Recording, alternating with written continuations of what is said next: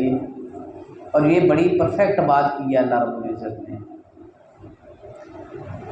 باپ کا بیٹے کے ساتھ جو رشتہ ہونا ہے اور پھر اس رشتے کے اندر جو محبت کا عنصر ہے، یہ بڑا مشکل ہوتا ہے اپنی اولاد کے لیے سزاؤں کا انتخاب کرنا، اپنی اولاد کے معاملے میں عدل سے فیصلے کرنا۔ تاریخ کے اندر کئی ایسے واقعات ہیں کہ صرف وقت کے قاضی نے اس لیے صحیح فیصلہ نہیں کیا کہ کٹہرے کے اندر اس کی اولاد کھڑی تھی، اس کے بچے کھڑے تھے، کہ کل پرسوں ترسوں کے سبق میں ہم نے پڑھا ہے کہ کونوا قوامین بالقسط شہداء للہ ولو علی انفسکم او الوالدین والاقربین۔ اے اہل ایمان، گواہی اور انصاف کرنے والے بنو عدل کے ساتھ۔ وہ گواہی تمہیں اپنی ذات کے بارے میں دینی پڑے، اپنے ماں باپ کے بارے میں دینی پڑے، اپنے قریبی رشتہ داروں کے بارے میں دینی پڑے۔ تو عام روایت یہ ہے کہ کوئی باپ بھی اپنے بیٹوں کے خلاف بڑے بڑے فیصلے نہیں کرتا، جیسے سزائے موت ہو یا عمر قید ہو۔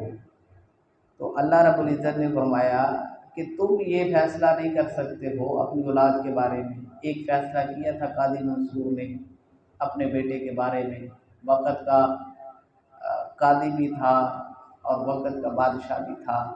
بیٹا مجرم بن کے کٹہرے کے اندر آیا، اس نے اس کے خلاف فیصلہ دے دیا اور اس کو سزائے موت سنا دی، لیکن اولاد ہے دراصل اللہ رب العزت ہی جانتے ہیں۔ سزائے موت سنانے کے بعد قاضی منصور کمرے کے اندر گیا، اس نے دروازہ ناک کر لیا اور باہر ہی نہیں نکل سکا، اس صدمے کو برداشت نہیں کر سکا۔ تو اپنے ہاتھوں سے اپنی اولاد کو سزائے موت کی سزا دینا یہ مشکل ترین مرحلہ ہے انسان کے لیے بحیثیت باپ۔ تو جواب دینے کا مطلب یہ ہے کہ تم اپنے بیٹوں کو سزائیں نہیں دے سکتے، درگزر کرتے ہو، معاف کر دیتے ہو، پردے ڈال دیتے ہو، پردہ پوشیاں کرتے ہو، سیاہ کو سفید کر دیتے ہو اپنے بچوں کی محبت میں، اولاد کی محبت میں۔ اور اگر تم اللہ کے بیٹے ہو، اس کے پسندیدہ ہو، تو پھر اپنے گناہوں کے سبب عذاب کے اندر کیوں مبتلا ہوتے ہو؟ تمہارا باپ تمہیں کیوں سزائیں دیتا ہے، کیوں عذاب دیتا ہے؟ تم جانتے ہو کہ تمہیں تمہارے گناہوں کی سزا ملتی ہے، تو پھر تم اپنے اس دعوے کے اندر جھوٹے ہو۔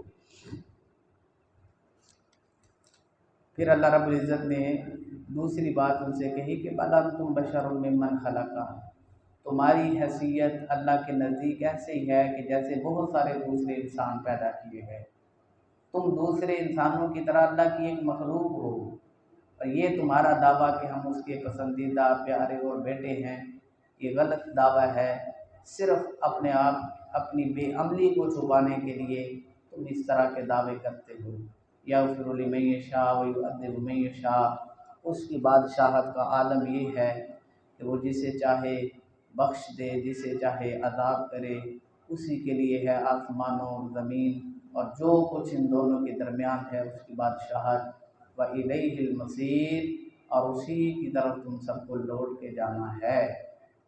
تو یہ اللہ رب العزت آخری جو بات کرتے ہیں الیہ المصیر کی، کہ یہاں پہ ٹمکٹوئیاں مار لو، اونچ نیچ کر لو، اپنے اپنے عقائد نظریات ثابت کر لو، دلیلیں دے لو، جو بن سکتا ہے بنا لو، جو کر سکتے ہو کر لو۔ حقیقت یہ ہے وَإِلَيْهِ الْمَصِيرُ، لوٹنا تو میری طرف ہے، تو پھر میں فیصلہ کروں گا تمہارے درمیان جس میں تم اختلاف کرتے ہو، اور اللہ بہترین فیصلہ کرنے والا ہے۔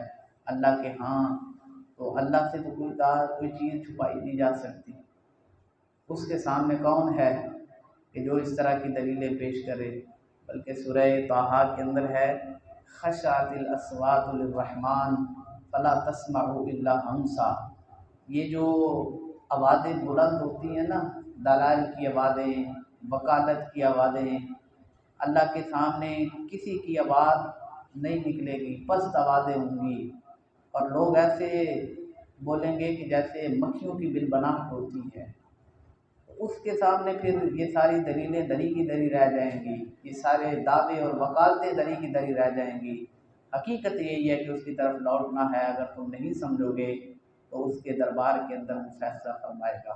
یا اہل الکتاب اے اہل کتاب قد جاءکم تحقیق آیا تمہارے پاس رسولنا ہمارا پیغمبر یبین بیان کرتا ہے لکم تمہارے لیے اہل کتاب تحقیق ہمارا رسول تمہارے پاس آ چکا وہ تم پہ بیان کرتا ہے علی پر فترۃ من الرسل رسولوں کا سلسلہ بند ہونے کے بعد فترۃ من الرسل رسولوں کا سلسلہ موقوف ہونے کے بعد مطلب یہ ہے کہ حضرت عیسیٰ علیہ السلام کے بعد نبی صلی اللہ علیہ وسلم آخری نبی ہیں۔ نبی صلی اللہ علیہ وسلم اور حضرت عیسیٰ علیہ السلام کے درمیان کوئی دوسرا نبی نہیں آیا۔ حضرت عیسیٰ علیہ السلام کی نبوت کے بعد ایک طویل عرصے تک کوئی نبی مبعوث نہیں ہوا۔